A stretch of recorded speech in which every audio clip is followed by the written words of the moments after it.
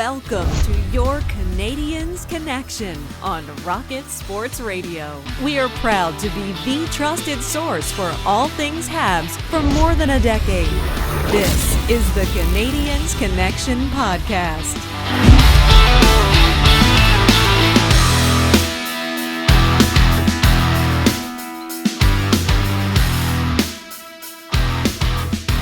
Well, hello, everyone, and welcome to the Canadiens Connection podcast here on Rocket Sports Radio, keeping you informed, engaged, and entertained.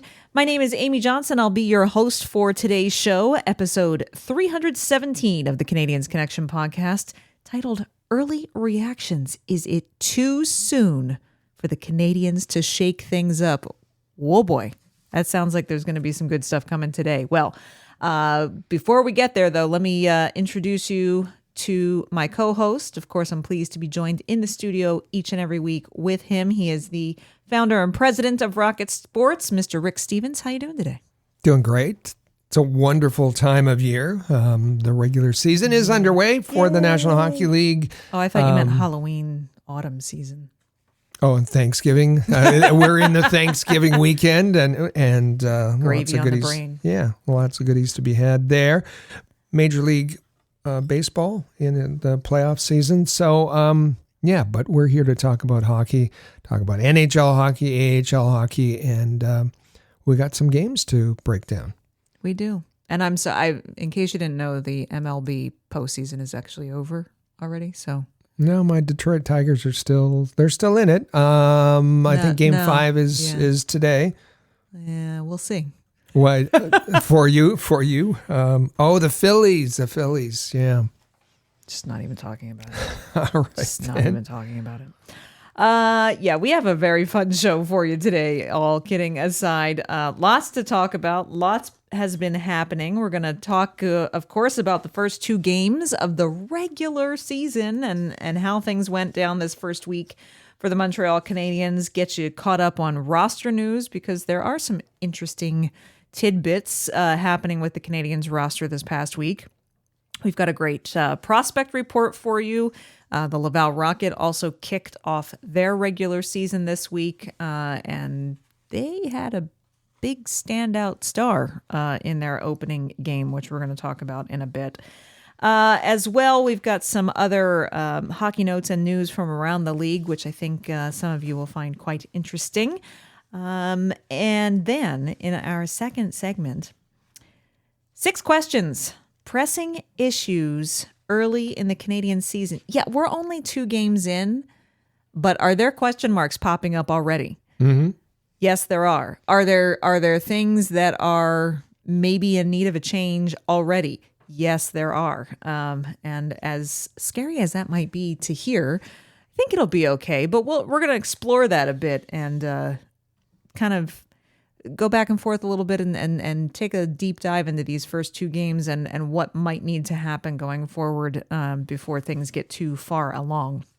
And then, of course, in our final segment, we actually have some very exciting news to share with you in regards to all of us here at Rocket Sports and our coverage of the Canadiens and some coverage expansion that we can be offering for you this season that we're very excited about. So you're going to want to be sure to stick around for the third segment to hear that, as well as to find out if one of your comments is one of the ones that we are going to read from last week's question of the week, which we will also reveal in the third segment. So we've got a lot of fun to talk about today. Sounds like a great show. So don't forget, this is an interactive podcast, whether you want to make a comment about the Habs, whether you have feedback, whether you have a question, whether you want to answer our question of the week, whatever it is, we want to hear from you. Whether you're listening to the podcast, whether you like to watch the podcast on YouTube, whether you're just finding us for the first time through a new web page that we're going to talk about here in just a moment. We want to hear from you. So text us anytime via the Rocket Sports text line, 5853-ROCKET. Again, that's 5853-ROCKET. You can also follow us on Twitter, Facebook, and Instagram at Habs Connection. Or you can visit our website at canadiensconnection.fm to subscribe. And if you're watching us on YouTube, be sure you subscribe on the YouTube channel as well.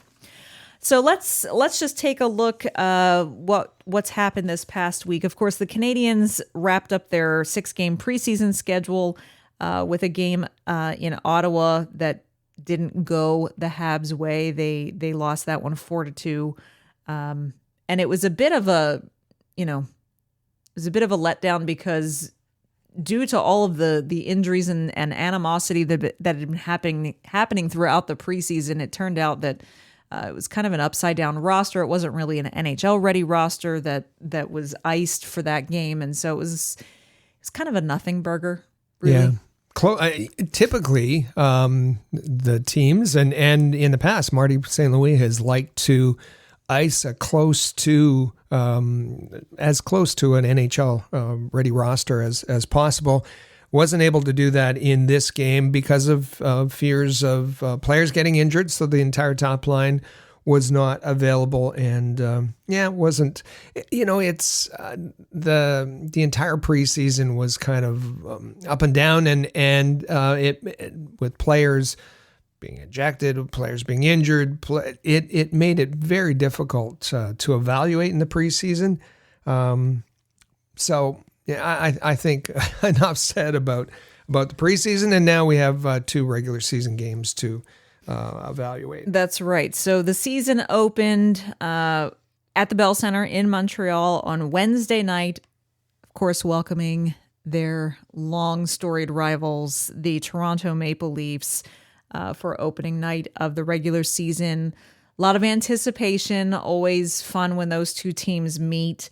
The opening ceremony was okay for me. The live orchestra was a nice touch. Yeah, it was. Well, and we remember that a year ago, the home opening ceremony at the Bell Center was considered by right off the top. There was a negative reaction, and it was considered the worst in memory. And in fact, in the behind the scenes video, we saw a fan going up in the private box, and saying to Jeff Molson, absolutely the worst opening night ceremony ever. And Jeff Molson turned to France Margaret Boulanger and said, "Did you hear what he said? The worst ever."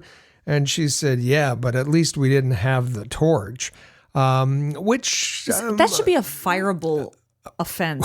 That statement. It's clear that they are trying to sever ties with the past. It's ridiculous. And wanting a new fresh start and a focus on the current management team and players and rebuild.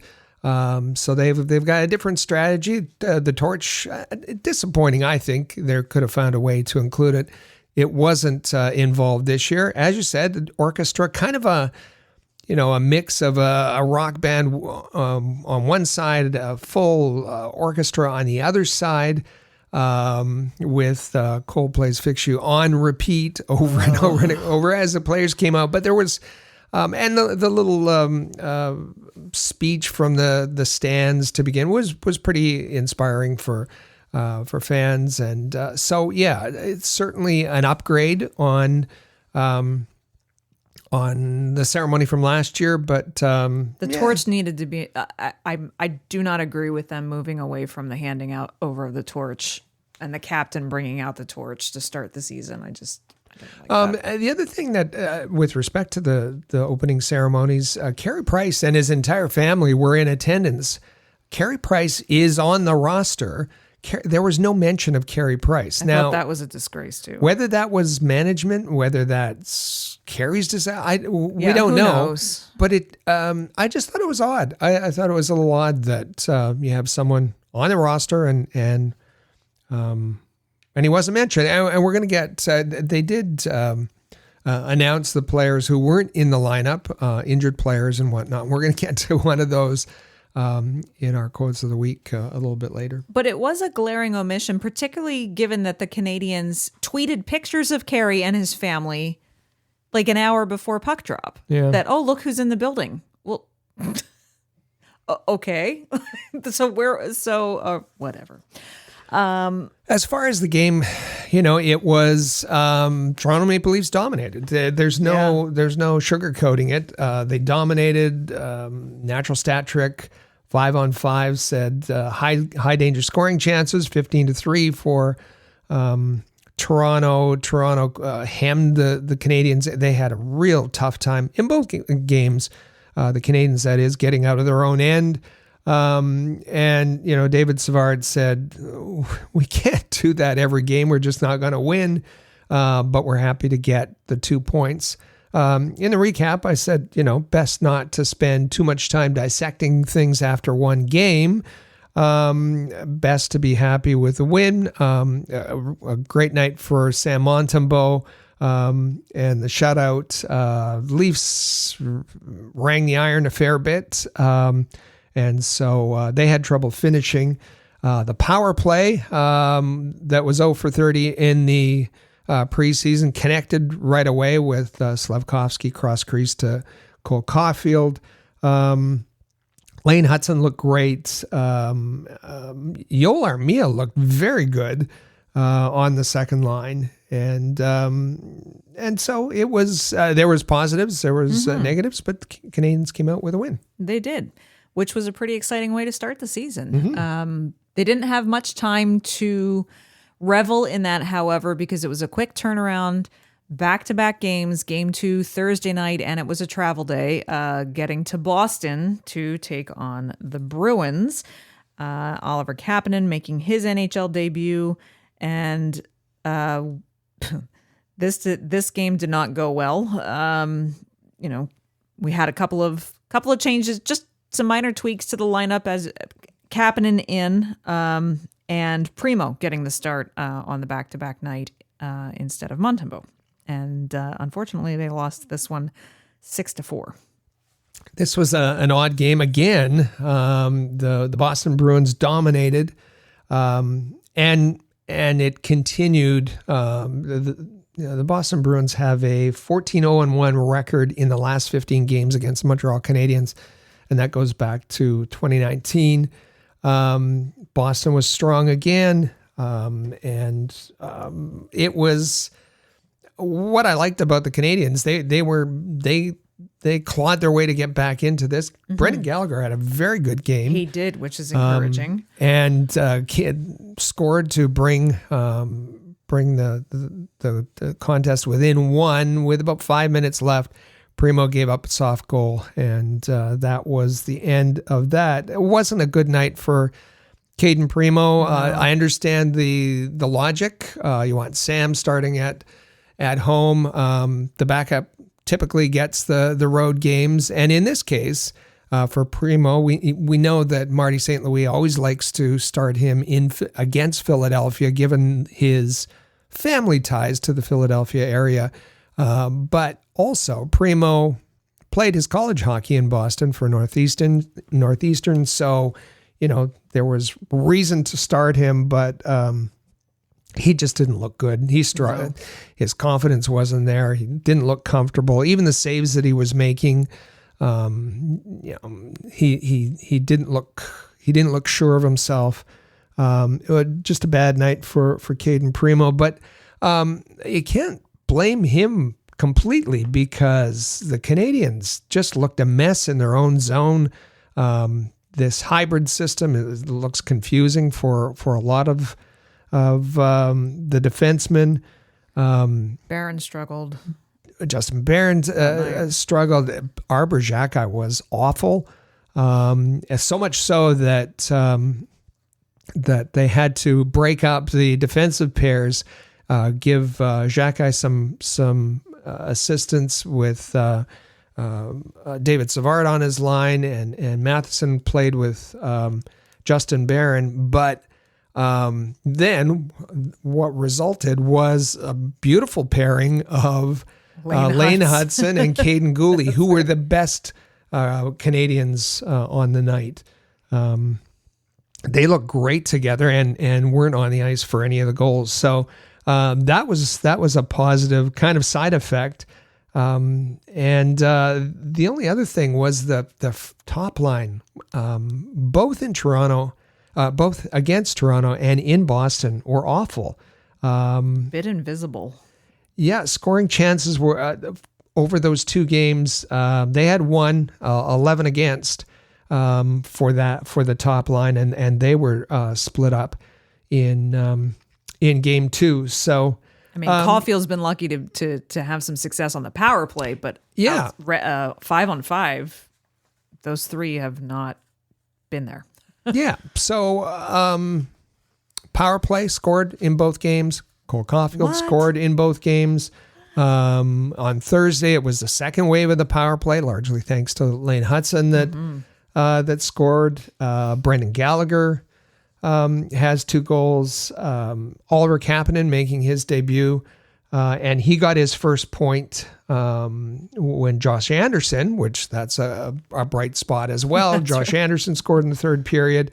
So some good, some bad. And we're going to talk more about the details of that in the second segment. As always, be sure to follow our Habs coverage on X by following us at Rocket Sports. You'll get game updates and so forth if you're not able to watch a game, and news updates as well. Post your comments about each game on our game recaps on hockeybuzz.com.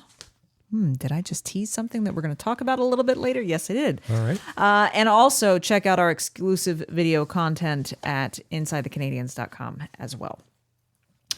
Roster news. Jaden Struble was a guy who was missing on the blue line. He actually missed the first 2 games of the season with an upper body injury, but he was out for skate this morning, Saturday morning, Rick, although I don't believe he'll be in the lineup yet on Saturday night. Not in the lineup for Saturday night, but good news to see him on the ice skating. According to Marty St. Louis, it's day-to-day, and we should see him soon.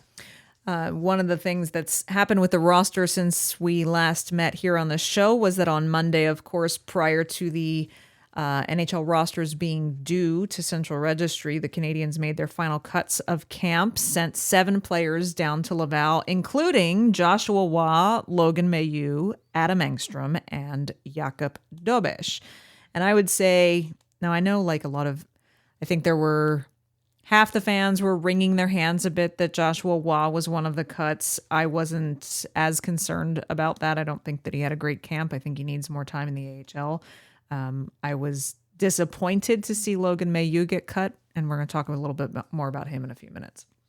Yeah, a strong message, I think, to Joshua Waugh, who didn't have a good camp and didn't come to camp ready, in my opinion. And in Marty St. Louis' opinion, the quote when asked why Joshua was sent to Laval, Marty St. Louis said, quote, Joshua Waugh has an NHL computer. He just needs to work on all the rest. So, he's got he can think it. He's got the hockey sense and the ability to process the game, which is a good skill to have. But work on all the rest, that's a long list. And in particular, his skating is subpar, is sub NHL level. Mm-hmm. His effort and compete at times. He needed a bit of a wake up call, and he'll get that in Laval. I think Logan Mailloux, he had an up and down camp, but I think there, the contract, it was easy to send Logan down. Yeah. Not so much Justin Barron or Arbor Xhekaj. And Jakub Dobeš, sending him, that's fine. He had a pretty good camp. Mm-hmm. And I expect, and not just because Primo struggled in his opener, he'll have good games and bad games, but I just think that Jakub Dobeš is he's going to see some games this year for whatever reason. So watch out for his recall at some point as well. Then, kind of out of left field, on Wednesday, the Canadiens signed defensive Gustav Lindstrom back to the organization on a 1-year, 2-way contract, which I don't think anyone was expecting. Yeah, interesting. It was odd. Interesting. Gustav Lindstrom, 25 years old. He was a second-round pick by Detroit in 2017. If you watched last year, he played 14 games for the Canadiens, 4 games in Laval. It went to Anaheim, played 32 games there. He was part of what brought him to Montreal. He was part of the Petrie trade. Mm-hmm. I think this is about David Reinbacher missing a lot of the season. To have someone on the right side, a right-handed defenseman, which Lindstrom is, who has a little bit of NHL experience and certainly a lot of AHL experience. This is having an extra defenseman around. Jeff Gorton has said never can have too many defensemen. This kind of fills the hole, not talent-wise or style-wise or anything, but fills the right-handed defenseman hole left by the injury to David Reinbacher. He was actually then, when they signed him, he was placed on waivers. He cleared waivers, and he was assigned to Laval. He has not dressed yet for Laval, but we'll see if that changes later this weekend. And also, should just note that prior to opening night, both Arbor Jacki and Jaden Struble were sent to Laval on paper transactions and then recalled again just to make sure that they were cap compliant before opening night. Yeah, and doing that allows them to place Carey Price's salary on in-season IR rather than preseason IR, and that gives them a whole lot more flexibility. Kent Hughes throughout the season, they got within $100,000, so they can maximize Carey Price's 10.5 throughout the season to make any additions or account for bonuses and that sort of thing. Speaking of the opening night, should mention that the Canadiens' opening night roster was the second youngest in the NHL. Nice, that as it should be for a rebuilding team. Yes, averaging 26.0 years old. Mm-hmm. Pretty good. All right, well, now let's just shift gears a little bit and check in on the prospects. It's time for the Rocket Report. The Rocket Sports Media Team is your premier source for information about the Laval Rocket, the AHL affiliate of the Montreal Canadiens, as well as Habs prospects playing in the CHL, NCAA, and leagues around the world. Bookmark thn.com/Montreal to follow our comprehensive coverage of Canadiens prospects. So, of course, each week we highlight a Montreal Canadiens prospect to check in on. And this week, the spotlight is shining on Boston College goaltender Jacob Fowler, who has had a pretty good start to his sophomore campaign. Yeah, just one game, but that was a very good game for Jacob Fowler. He was up against Michigan State, made 24 saves. And a shutout in his very first game. Nicely done. Yeah. I think that's pretty exciting for him. Also, 2 others getting off to strong starts this season. Michael Hage playing at the University of Michigan and Tyler Thorpe playing for the Vancouver Giants. University of Michigan, not Michigan State that Fowler was against. Michael Hage has started the season on fire a little bit. On fire. 5 points, 3 goals, and 2 assists.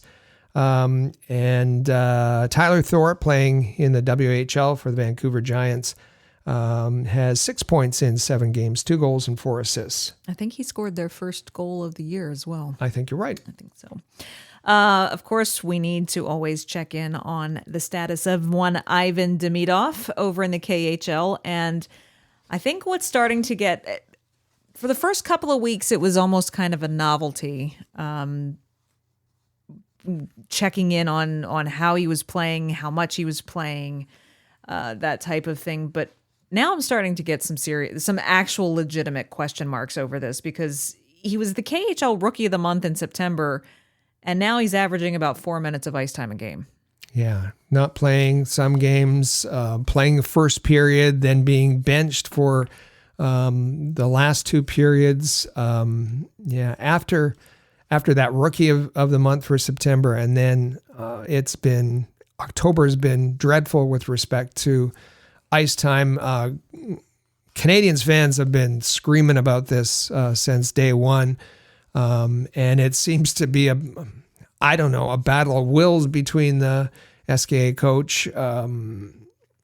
I don't know what's going on there, and it's not like they couldn't use him in the lineup. They've got a great lineup with high expectations, and they're kind of a middle of the road team right now. So they could definitely use him, but not sure what's going on. But I think there has to be concern.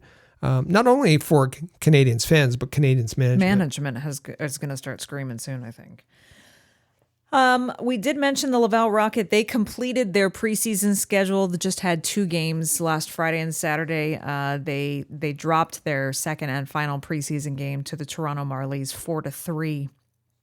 Then they had the week off while some more kind of adjustments were made to the Laval Rocket training camp roster and so forth. And they kicked off their regular season on Friday night, actually. They're opening their season this year on the road. And their opening game on Friday night was against a team that they haven't played in about 3 seasons. Not every team in the AHL plays every other team in the conference every year. And they haven't played the Providence Bruins, the AHL affiliate of the Boston Bruins, in a few years. And that's who they opened their season against last night, Friday night, on the road in Providence, Rhode Island. And I have to say, liked the lineup that Pascal Vincent put out. Liked the performance. Laval, despite the fact that they went down 2-0 early, Laval persevered and they dominated the entire game. Those 2 goals that Providence put up at the beginning of the game were 2 goals on their first 4 shots. Then things settled down and Laval really took over. 5 unanswered goals, ended up with a win on the road 5-2. Logan Mailloux with a 4-point night, 2 goals and 2 assists. The second of the 2 goals was an absolute stunner of a highlight reel goal. Philip Meshar with a goal and 2 assists, his first AHL goal. Adam Engstrom with his first AHL goal. I mean, it was, I'll take more of that. I will take more of that. Yeah, 5 unanswered goals, and Laval just dominated in terms of shots and possession and everything. Logan Mailloux looks too good for the yes, he does. AHL. Logan Mailloux, I think, kind of underreported how good of a season he had last year. Not on our channel. Well, that's right.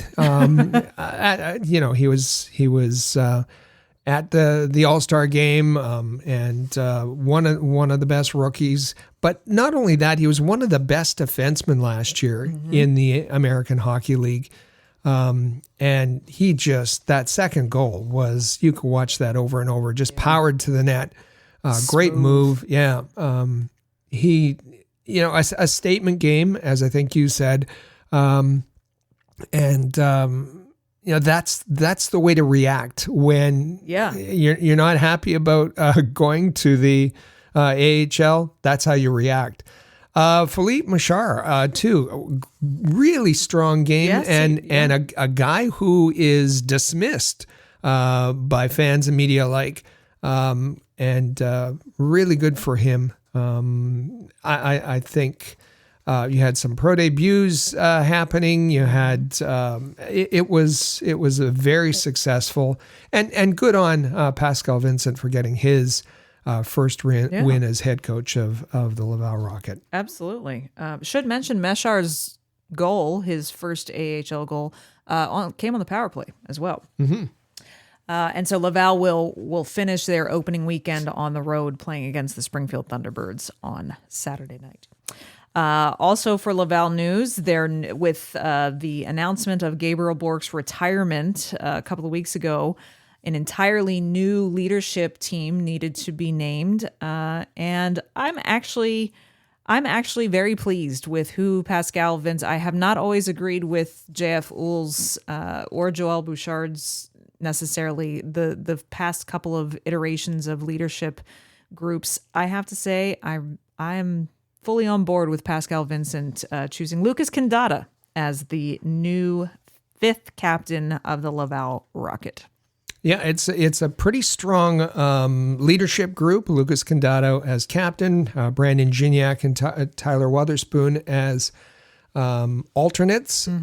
Wotherspoon has been the alternate captain in Utica the last couple of seasons, and Gignac well loved in at Place Bell. Yep. Lucas Candata is known as a gritty forward who's going to stand up for his teammates, and he's good in the locker room.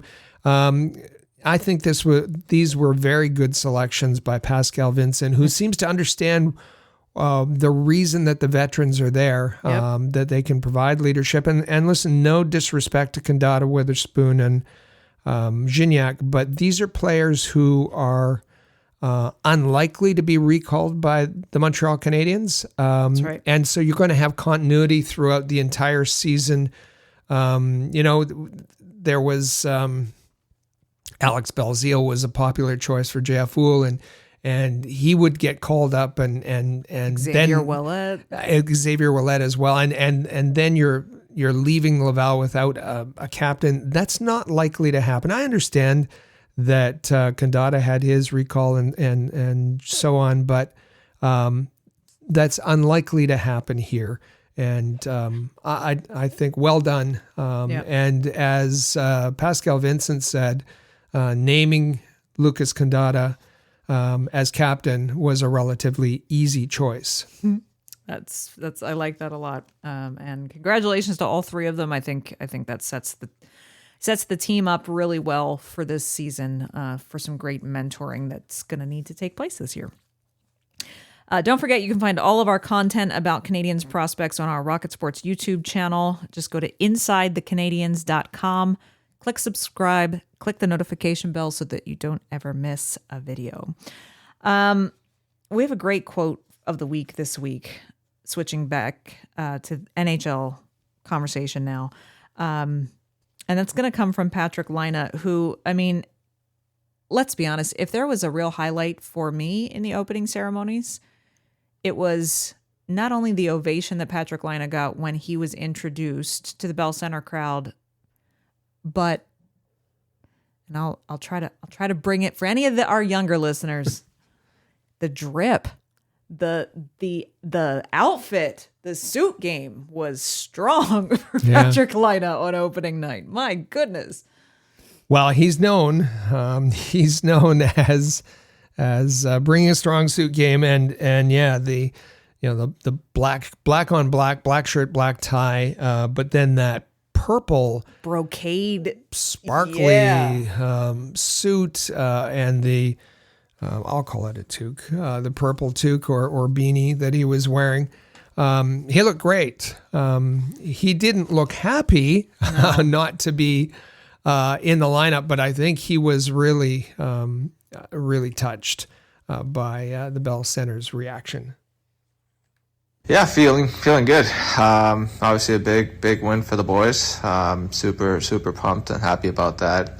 They fought really hard and got the 2 points, and obviously a little disappointed that couldn't be there, but with the love of the fans and the whole city of Montreal made it a little bit easier. And obviously with the acknowledgement before the game, that was my crutches was shaking a little bit. If I'm not gonna lie, hopefully nobody picked that up, but it was pretty awesome to see, and makes this recovery time feel a little shorter. So thank you all for that.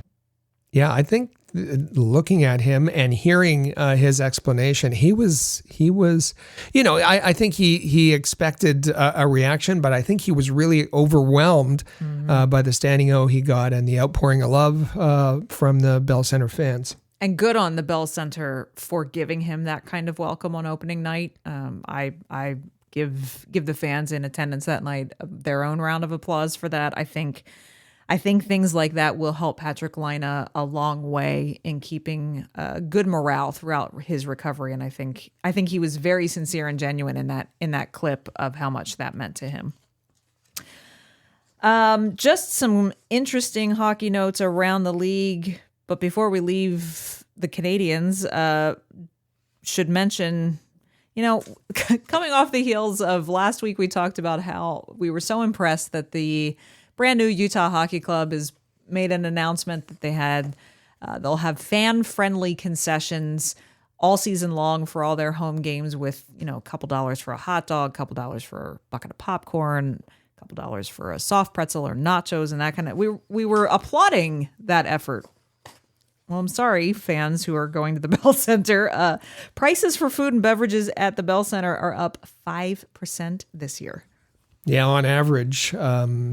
Some comparisons. The Daily Hive did an article, actually 2 articles, one on how much the increase was on beverages and one on the increase on food. And they say, 5% is, a small increase, but that's on prices that were already very high. 6% increase on a bag of popcorn brings it up to over $7.61. Yikes. 7.5% increase on a pretzel, over $6.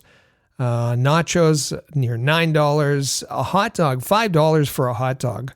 When it's the thing that you're known for, that should be like, you should be practically giving those away. And on the beverage side, beer's up. Shocker. Domestic can of beer costs you $9. And these are prices at the concession. As they correctly point out in the article, if you order it from your seat, it's going to cost you $15.25. Was that all? And a tip if need be. For a can of domestic beer in your seat. So interesting that a pop, soda, soft drinks, they saw the largest increase at 12% for a regular soft drink, over $6 now, but up 12% on that. Little.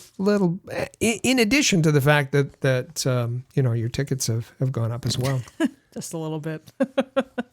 But hey, we actually have an incentive from one of our new sponsors later in the show that might help you save some money on some Canadiens tickets. We need it. So listen for that right after segment 2. It's a great opening offer for our listeners.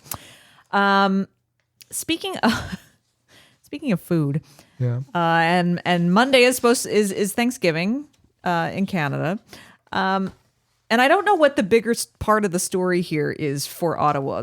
The giveaway that they had planned for their game on Thanksgiving on Monday, or the fact that a labor disruption at the dock at the shipping yard has now made them postpone this giveaway till December. Kudos to whoever's in their promotions department who decided that they were going to do a gravy boat giveaway for their Thanksgiving Day game. That's phenomenal. Unfortunately, it's not going to happen now till December.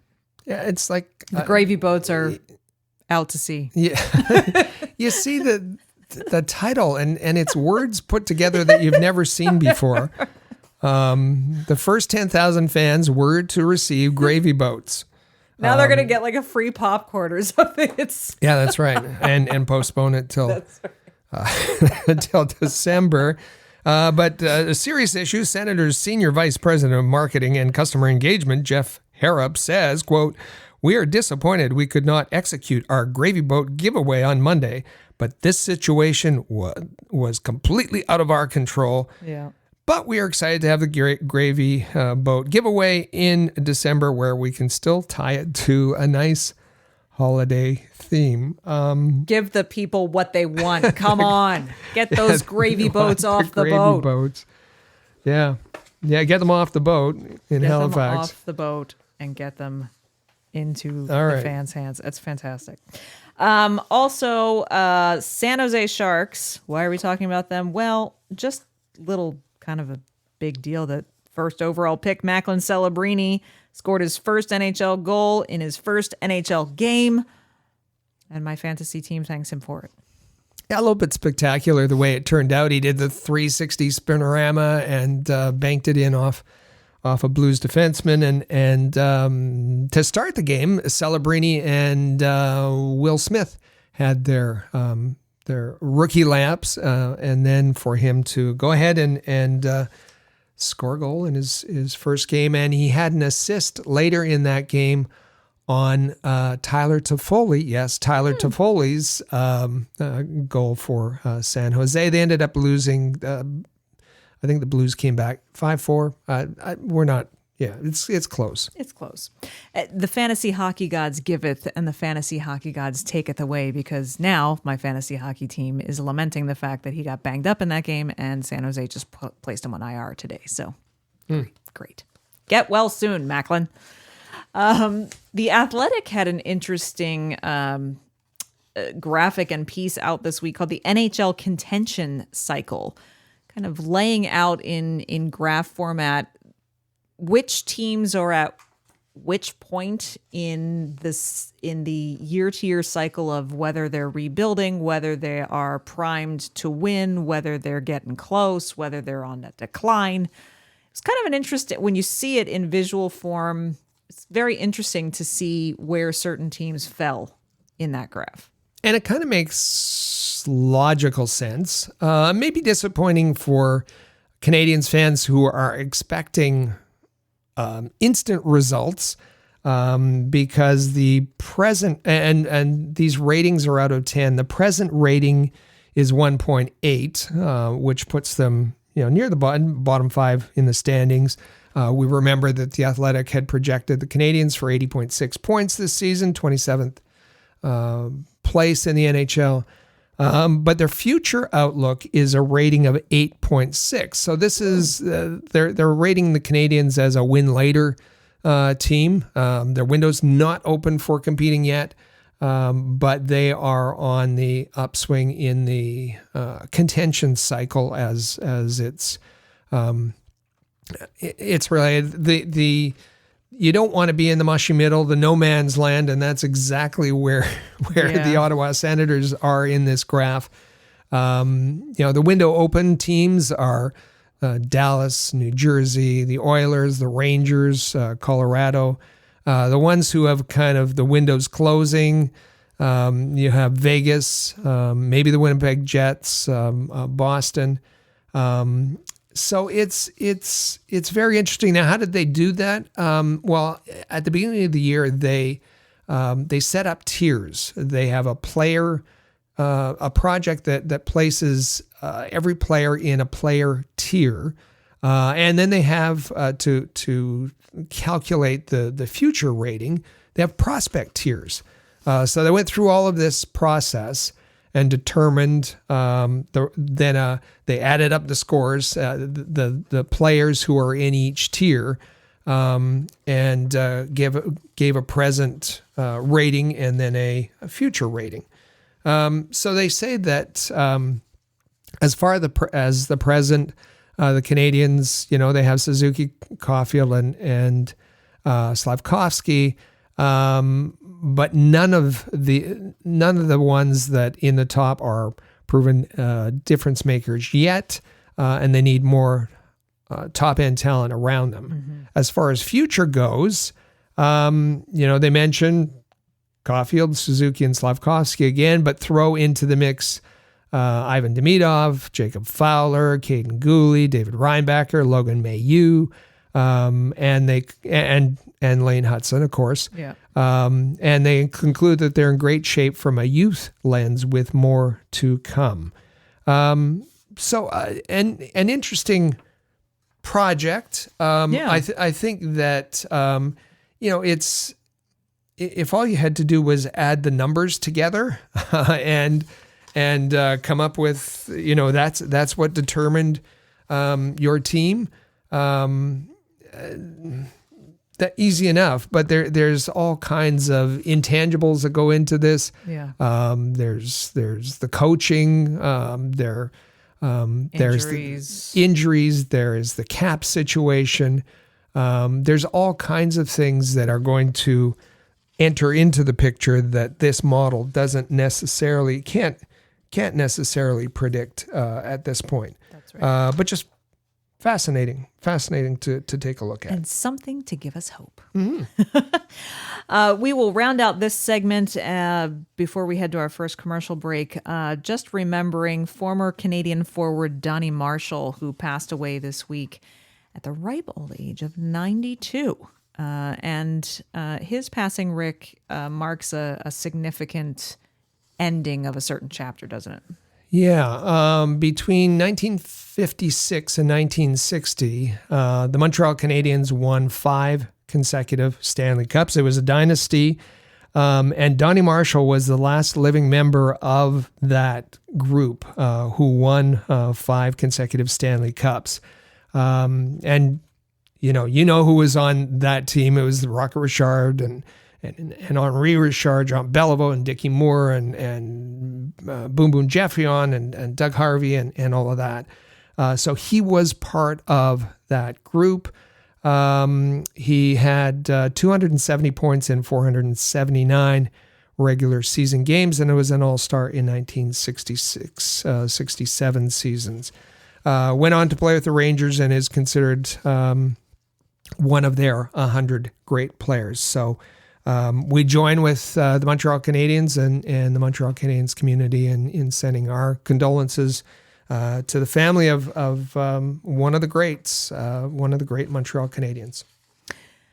And on that note, we are going to pause. It's a good opportunity for us to take our first break here on the Canadiens Connection podcast. So coming up, we've got our big topic, 6 questions, where we're going to talk about pressing issues early in the Canadian season. We have a fantastic question of the week for you to answer and a lot more. So you don't want to go anywhere. Stay with us. This is the Canadiens Connection podcast on Rocket Sports Radio. The quest for the Stanley Cup starts now. The puck's dropping on the 2024-25 season. Get in on all the action at DraftKings Sportsbook, an official sports betting partner of the NHL.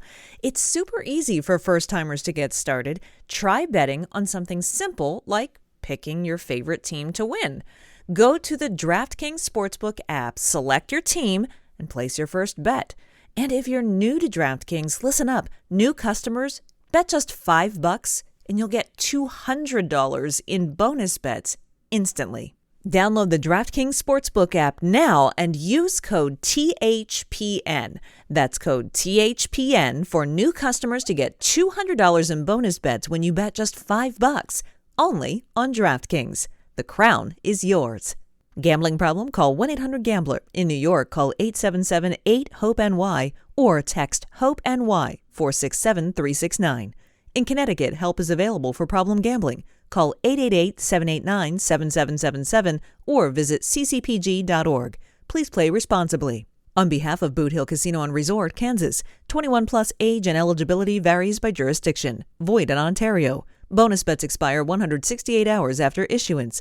For additional terms and responsible gaming resources, see dkng.co/ice. Copyright NHL 2024, all rights reserved.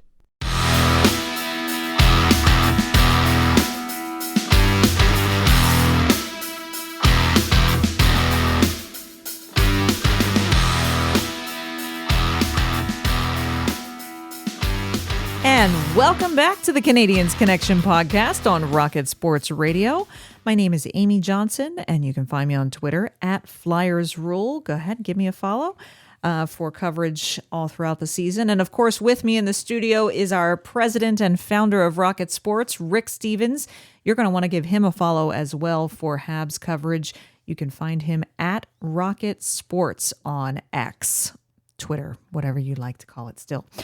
You can also follow this podcast at Habs Connection on Twitter, Facebook, and Instagram. Visit our website to listen to our full archive of the podcast at canadiensconnection.fm.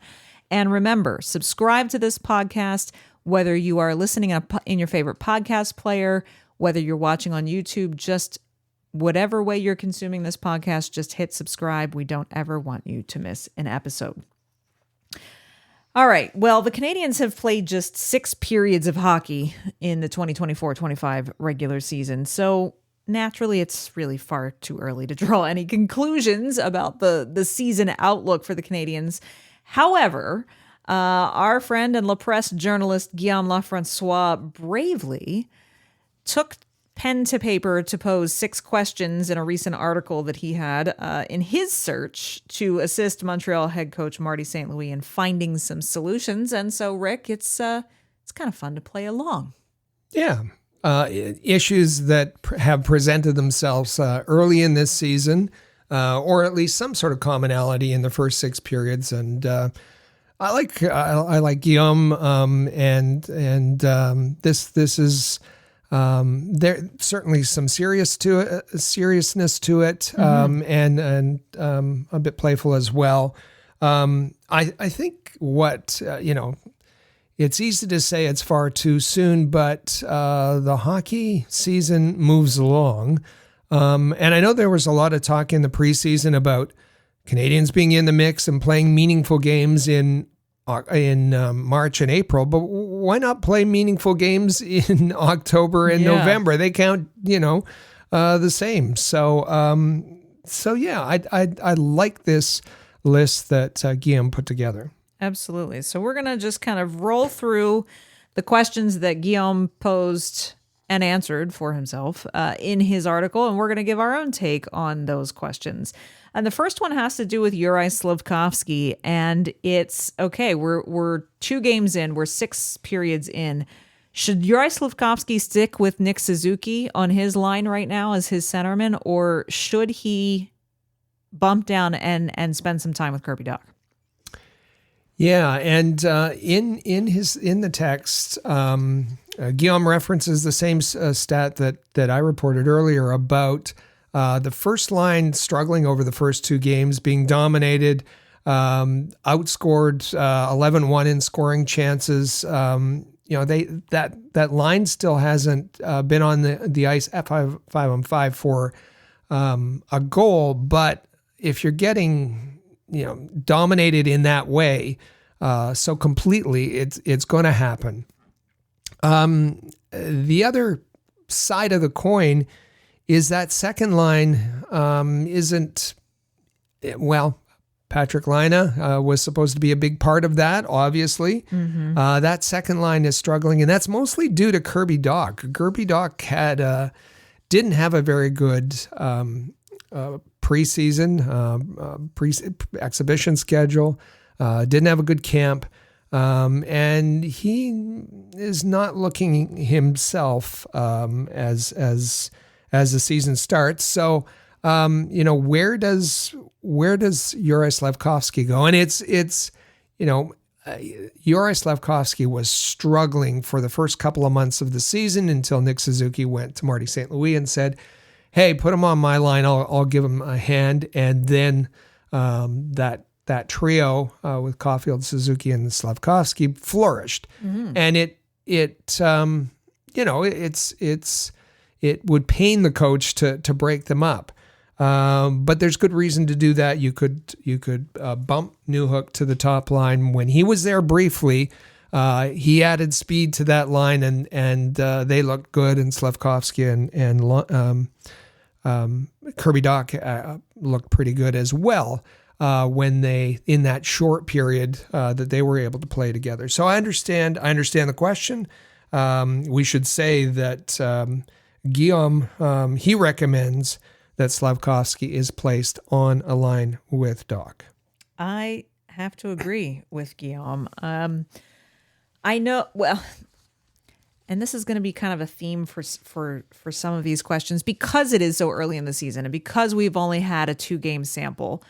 So I would say I think he should move down with Dach for now, but the goal has to be sooner rather than later to get that first line of Caulfield, Suzuki, and Slafkovský clicking and producing.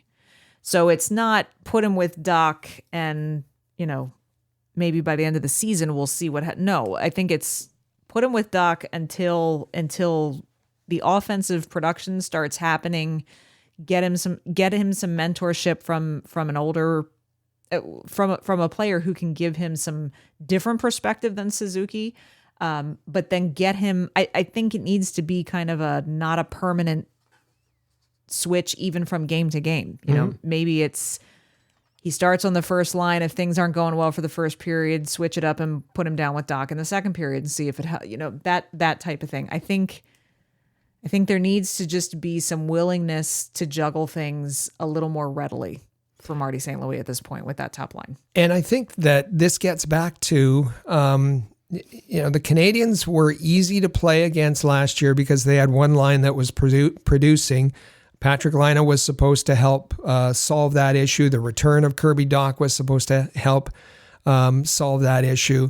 But the Canadiens can't be one line that can be shut down. They have to spread out their the offense, and that's the reason this is coming up as a question. And so, what's your answer? Yeah, I like Slafkovsky on with Kirby Dach. To get him going. All right. And I also like Newhook on the top line. Okay. I like that too.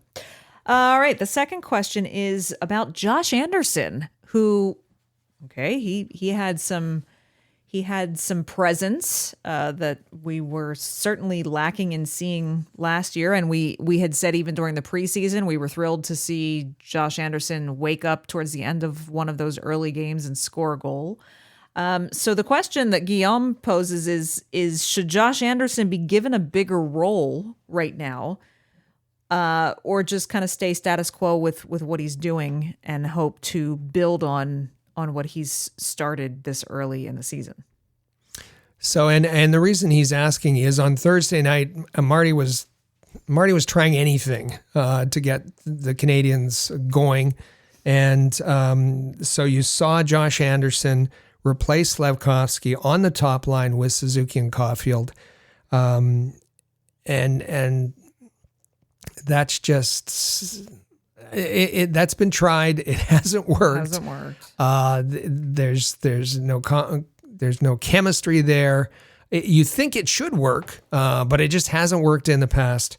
And I don't see it necessarily as a solution. Now, into Saturday night's game against Ottawa, on the third line, you have Jake Evans with Brendan Gallagher. The two of them, they mesh really well. They have great chemistry. And Josh Anderson is been placed on the left wing of that line. I like that. I like that line. But, in the preseason, there was little flashes of Josh Anderson, but basically in the preseason, the 2024-25 Josh Anderson was the same as the 2023-24 Josh Anderson. So I don't think you get him going by putting pressure on him, putting him on the top line. I like seeing him thrive where he can with two players that played well together in Evans and Gallagher. It seems like we're going to get along in these questions because I feel the same way. I think it's like you would do with a prospect in their development is you want to see a player absolutely dominate at whatever their role currently is. And once they're thoroughly and completely dominating, then you consider kind of graduating them to the next level. And it's the same thing for me with Josh Anderson. I want to be able to trust Josh Anderson to have a bigger role. And while I'm happy to see some glimpses of some positive things from him early on, I don't trust it yet. I'd like to see him, as you say, build on it until he's thriving in that position. And then if something more is needed from him, then you can take that into consideration. As far as what Guillaume thinks, he says a bigger role. He said it's obvious that Anderson is not a top line player, but that shouldn't stop Marty from placing him there for a few games. And he said that consider Josh Anderson as Marty's reclamation project, much as Yoel Armia was last season. Third question is an interesting one. It's about Lane Hutson, and this kind of goes to what you were just speaking about, Rick, in terms of that second game that got played this past week. Should Lane Hutson continue to be paired with David Savard, or should he be paired with Caden Gooley? This, we talked about it earlier. This kind of happened out of needs, not necessarily. This happened because of structuring the other pairs, needing to put Matheson with Justin Barron, needing to put David Savard with Arbor Xhekaj, with Xhekaj and Barron struggling so much in the first two games. And I understand a lot of love for David Savard. And on paper, it's thought that, it would be a perfect match. David Savard stay at home. Lane Hutson is a puck mover and that he can mentor the young defenseman. But David Savard, in reality, was hampering Lane Hutson. As Guillaume points out, the shot attempts 23-8 against for the pairing of Savard and Hutson. Yet when Hutson and Gooley were put together, those two thrived and were the best players on the ice, as we said earlier. And just the matchup. David Savard he's really struggling with the speed of the game right now. Mm-hmm. Nothing against that, and he can play a role, but you can't have him playing too many minutes and put him in a situation where he's against some of the top talent.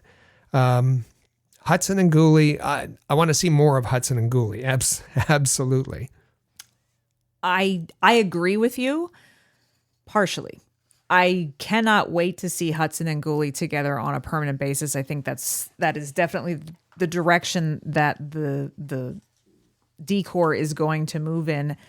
And I'm going to say that this is a two-part answer because the second part of this answer is going to come in my answer to the next question that we're going to get to. But for now, I'm going to say, despite the struggles, I still do advocate for Lane Hutson to stay with David Savard for a little while longer because of the experience David Savard has. I'm antsy for Hutson and Gooley to have much more ice time together. But I think for now, on a short-term basis, keep him with David Savard. I'll explain a little bit more of that in our next question as well. And Guillaume agrees with you that Hutson should be with, despite the fact he admits Lane Hutson and Caden Gooley have been the Canadiens' best defensemen in the first two games, but he believes that Hutson going forward should be with Savard. Mm-hmm. So what is that next question coming up? And that's revolving around Arbor Xhekaj. And this comes back to, again, we spoke about this in the first segment. Arbor Xhekaj struggled a bit in preseason, and he has struggled a bit in the first two games. Should Arbor Xhekaj be in the lineup, or should he be a healthy scratch? Yeah. Arbor Xhekaj, much loved Arbor Xhekaj, a real fan favorite. Fans love to watch Arbor Xhekaj on the ice. Arbor Xhekaj is fearless.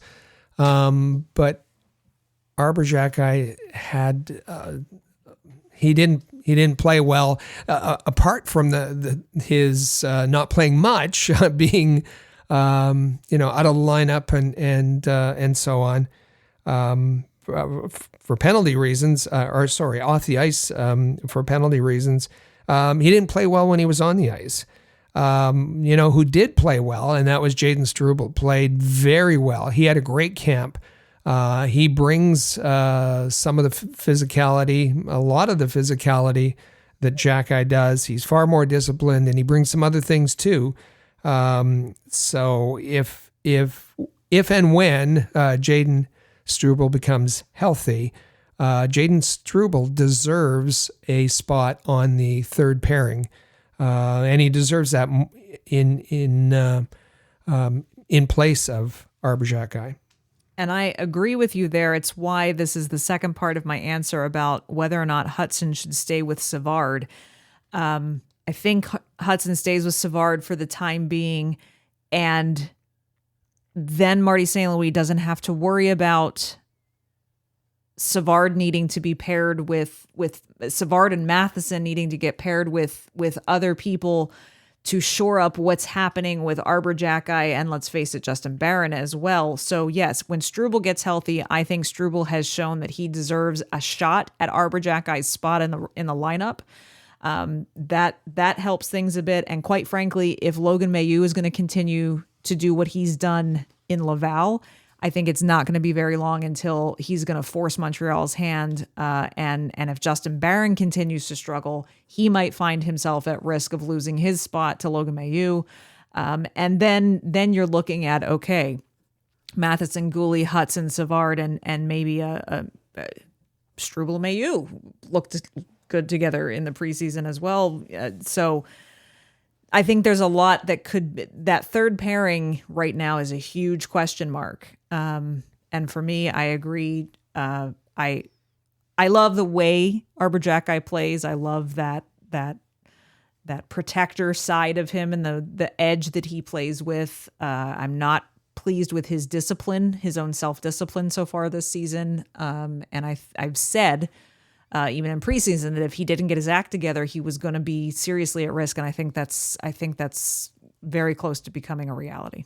Kent Hughes has repeated many times, force my hand to do something. Yep. Marty St. Louis talks about keeping a chair and stealing a chair. Mm-hmm. And right now, Arbor Jacki, and for that matter, this isn't all about Jacki. Also, Justin Barron hasn't played well. That's right. So both Jacki and Barron have tenuous grips on their chair. And you have Struble knocking on the door, and you definitely have Logan Mailloux knocking on the door as well. That's right. So we could see a shakeup there sooner rather than later.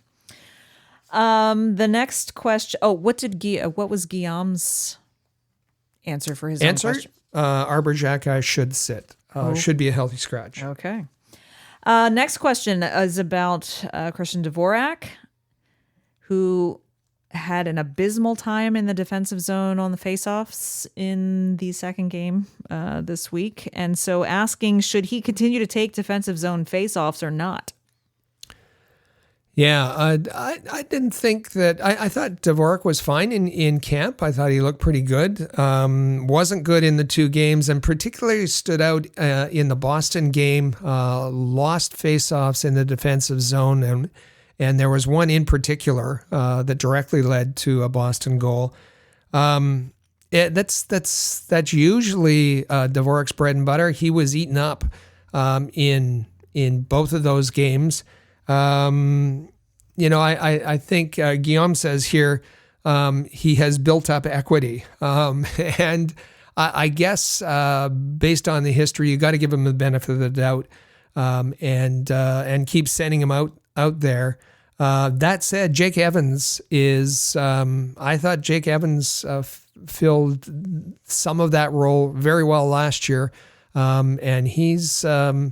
He's secured the third line center role ahead of Dvorak, who has been centering the fourth line. So Jake Evans might start eating away at some of that responsibility. So do you say? I say leave him for now. Leave him for now. Yep.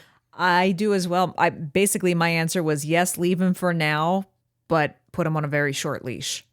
If he doesn't turn it around, then yes, I absolutely agree with you. Let Jake Evans step in and take over. The last question that Guillaume had was kind of a bit of a knee slapper for the holiday weekend. Sam Montembeault, should he be in the net or should he be on the bench? This is so Guillaume. His answer, let's give the answer away first before you start criticizing Guillaume. Says, come on, it's the weekend. We're joking. That's right. Yeah. So I guess, but the question that comes out of this is how often should he play? What should be the split? Sam said he'd like to play 50 games or so. Should it be a 2/3, 1/3 split between Mont and Beau? Can Primo handle that? Primo, had the better raw stats last year, although, was probably not put into... Sam had some easy games too. It was Jake Allen that was taking the difficult games brunt early on in the season. So we'll see how this is all going to play out. But certainly, yes, you expect to see Sam Montembeault in the majority of the games and taking the majority of the tough starts this season. And as you say, people knocking on door, people stealing chairs, keeping your chairs. Caden Primo, better watch to make sure Jakub Dobiš doesn't start knocking on that door as the backup role. Yep. All right, we'll throw in a bonus question. This was not in Guillaume's article, but something that's been starting to circulate even in these first two early games, and that is... What should the defensive system be for the Canadiens? Should it be man-to-man? Should it be zone coverage, or whatever this hybrid melange that's going on right now? I'm seeing fans talk about this a lot because the Canadiens, they get hemmed into their zone. They can't get out. They can't clear the puck. Failed clears, turnovers, penalties. They've just looked confused in this system that Marty's implementing. In your own zone, there's you play man-to-man. Some teams do it. Some teams play zone or a hybrid. And this system can be effective. I think Tampa does the hybrid system. But basically what they are doing is you have the forwards playing man-to-man. You have the defense playing a zone of sorts. And but you've just seen teams or the Canadiens not look like they're understanding and have the ability to pass off the coverage to their teammates. You had players running into each other and causing issues. So this is something that is confusing, but I think Marty is going to cling to. And this is the brainchild of both Marty and Robidas. I think that this is something they're going to work on, and they have worked on in the preseason. But it's going to take a little bit more work till everybody is understanding, till everybody can process what they're supposed to do at speed when they're under assault. And it hasn't looked very good in the first two games. I agree with you, and I'm just going to say I don't have the answer that I have is not which style of defense it should be. It should just be what it should be is not what they're currently doing because it's not working. And as you say, they look confused. There just doesn't seem to be clarity, and that is one of those things that's going to need to change very quickly, or they're going to find themselves in a world of hurt a month into the season. Now, this wasn't a Guillaume question, so we don't have his answer, but the answers that are being posed by many fans are, what system? Whatever Andrei Markov says. What system? Whatever Chris Chelios says. There's a big push to bring somebody in, Chelios, Markov, whoever it is as defensive coach to straighten this whole thing out. Yeah, that's fans. I like it. Yeah, I like it. All right, so you could have also played like last week with our big predictions for the season. We asked you to play along in that episode. Hope you played along in this episode as well with Guillaume's questions. But we have a question specifically for you, all of our listeners and viewers. We want you to answer this question for us. If you were in charge of the Montreal Canadiens, what's the first change that you would make after this opening week? We've talked a little bit about different aspects, but if you were in charge, what is the first change that you would make after these first two games in this opening week? Send us a text on the Rocket Sports text line at 5853-ROCKET, or drop us a comment on the YouTube channel in the comment section below the video if that's how you're watching or listening. You can also hit us up on social media at Habs Connection. and send us your answers that way. Can't wait to hear what all of you armchair coaches and general managers would do if you were in charge. What's the first change that you'd be making at this stage? We want to hear from you. And we are now going to take our next break here on the Canadiens Connection podcast. Earlier in the show, I mentioned that we had a new sponsor coming up later in the show to give you a fantastic deal on a discount for tickets to Canadiens games. Well, this is where you're going to want to listen up. Our new sponsor is Game Time. If you are familiar with that app, it's a great way to buy tickets for sporting events, concerts, and shows. And they have a terrific incentive just for our listeners. So take a listen to this, jot it down, take advantage of it. In the next section, in the next segment when we come back, we've got some fantastic news about some expanded Canadiens coverage that we're going to be bringing to you this season and where you can find that, as well as hearing some of your responses from last week's question of the week. So don't go anywhere. You're listening to the Canadiens Connection podcast right here on Rocket Sports Radio. There's nothing quite like opening night for the NHL season, right? Or even opening weekend for that matter. The excitement, the anticipation, all of the things that you love about hockey season finally back after a long summer and after a bunch of preseason games that maybe weren't exactly thrilling to watch. And while getting back to watching Habs games on TV most nights of the week is pretty fun, it's even better when you can experience the Canadiens live. Whether they're at home at the Bell Center or on the road, Game Time will have you covered this season to get you the best opportunities for great deals on seats to see your favorite NHL team live. Game Time sets itself apart from other third-party ticket sellers in a lot of ways. You're going to filter out all the fluff with the Game Time app, and you're just going to get incredible deals on great seats so that you don't have to waste a lot of time sifting through thousands of ticket offers on other apps. So let's just take a look here. The Pittsburgh Penguins are playing at the Bell Center on Monday night, and I'm just taking a look at their interactive ticket map, and I'm seeing that ticket prices on Game Time are starting at $62. I'm even seeing, though, if you want to get down in the reds, there are tickets under $200 down in the reds, and I'm talking like in the lower third of the reds. There are some great deals. What else do I love about the app? Oh, seat views before you buy. If there is one thing that I am obsessive about when I'm buying tickets for a hockey game or even for concerts and shows and things like that, which Game Time also has tickets available for, I want to know, particularly if it's at a venue that I'm not necessarily familiar with, like say I'm checking out a Habs game on the road, I want to know exactly what my view from my seat is going to look like. And Game Time, its app, has a really cool feature that you get a panoramic example of what your seat that you're looking at purchasing will look like before you get to buy it.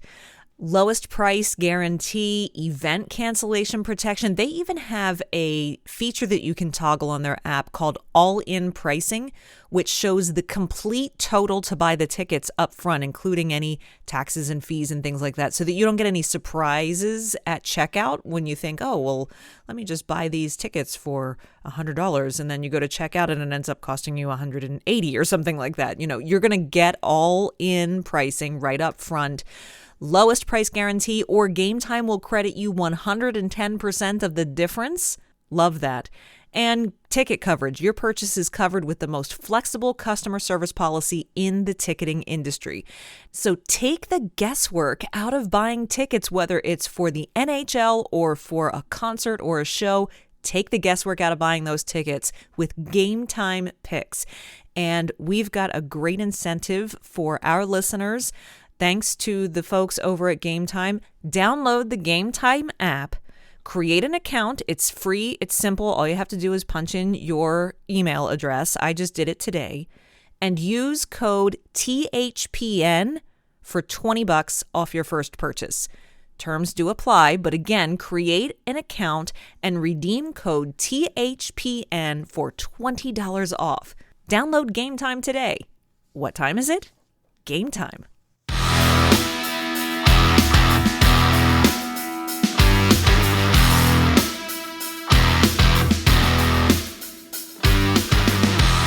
Welcome back to episode 317 of the Canadiens Connection podcast right here on Rocket Sports Radio. Don't forget, follow us at Habs Connection on Twitter, Facebook, and Instagram. Visit our website, canadiensconnection.fm.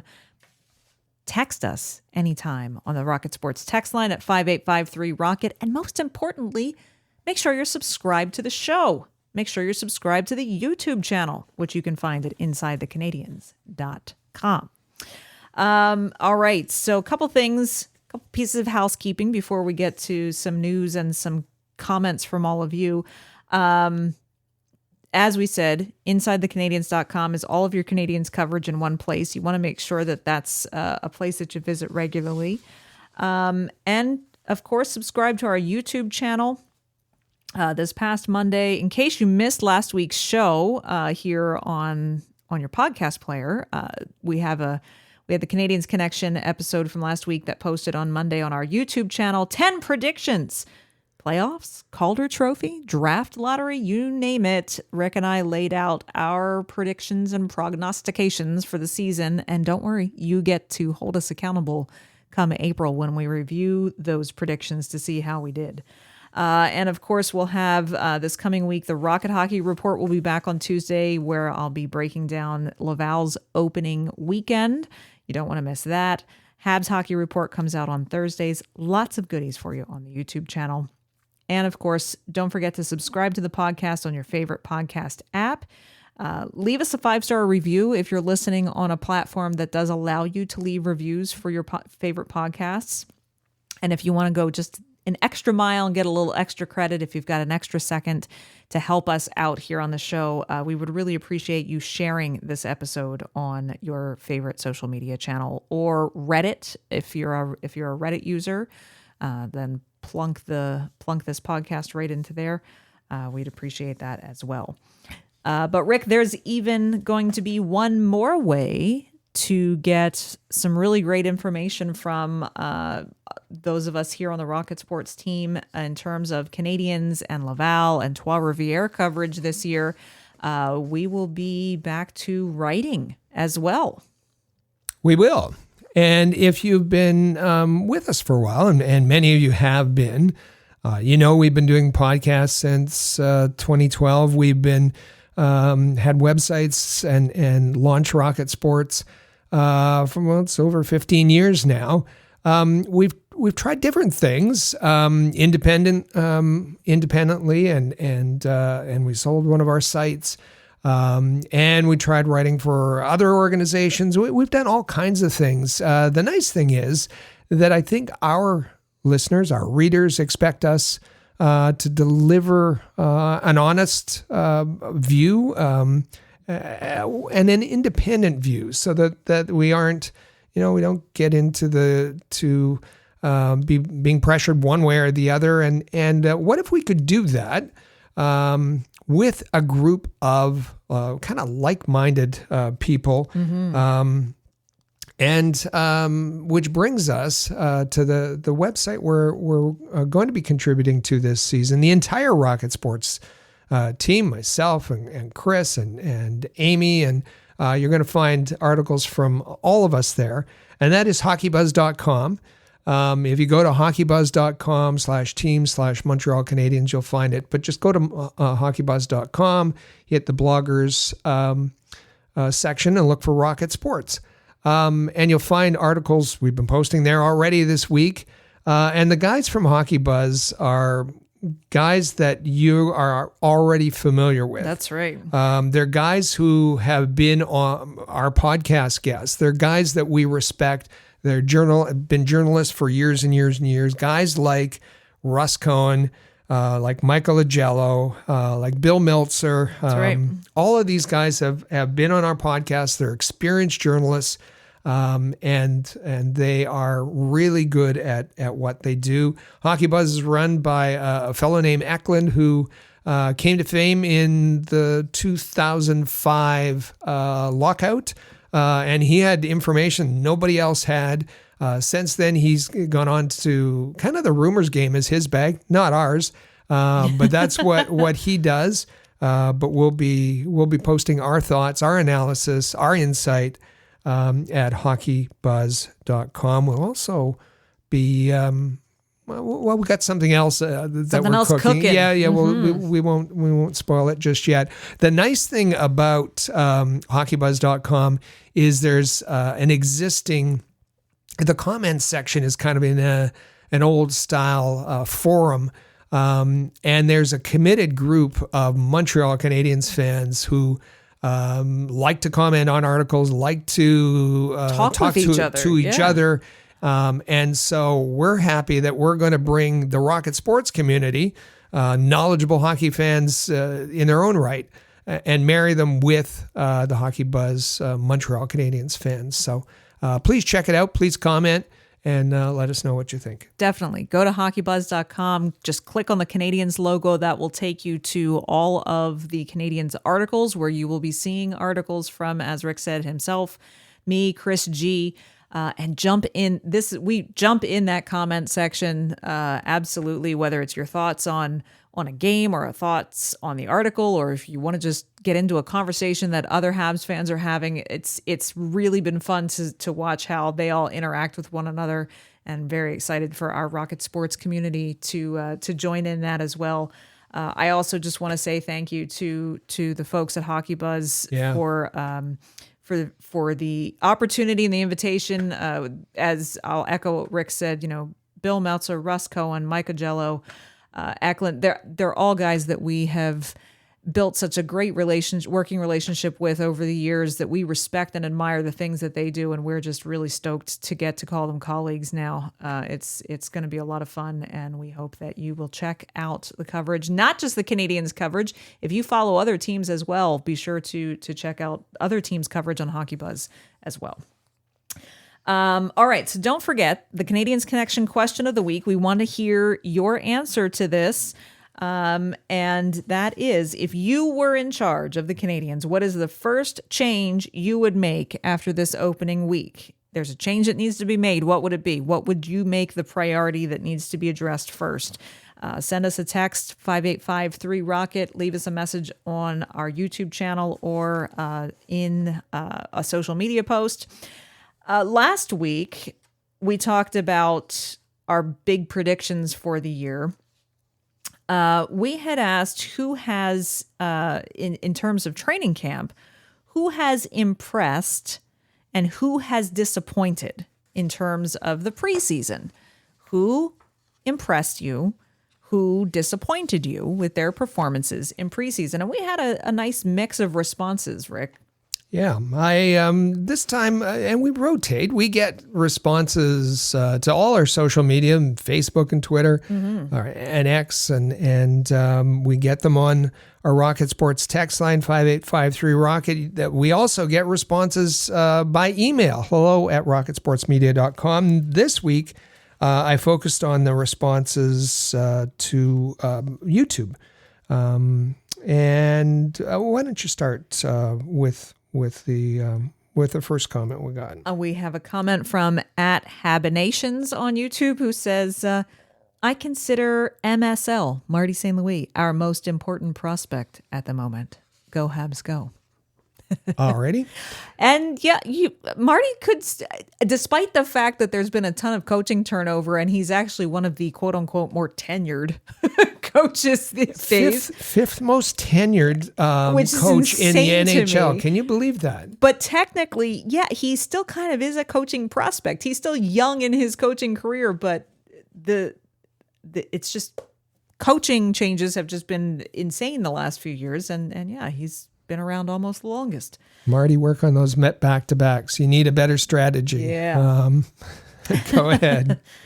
You want me to take the next one as well, or do you want to take? Okay, I'll read one. This is from @Dark Matter Eclipse, who hasn't impressed me. That would be Lane Hudson. Stick infractions, giveaways, weak passes, out of position, won't skate backwards, defending the rush, chases the rush. Who has impressed me? Kapanen. Doesn't like Hudson. I've seen some criticism about the fact, well, I guess Lane Hudson can't skate backwards. It's a strategy, and you'll notice he patterns. There's a few people that he follows. but it's a strategy for him to turn and go with the forward in his own zone. See how that works out as he adjusts to the speed in the NHL. And I agree with Dark Matter, who says Oliver Kapanen impressed in the preseason. He certainly did. Definitely. Then finally, we have a comment from a frequent commenter at Center Heist 7948. Great show. My picks for the most impressive were Hudson, Kapanen, Heineman, and Barry Boulet. Dobesh, and I believe he throws Dobesh in there as well. Yeah. Disappointments was Joshua Waugh, but I know he'll bounce back in time, and seemed to be disappointed as well with Montembeault and Primo. He goes on to say, but extremely concerned about special teams.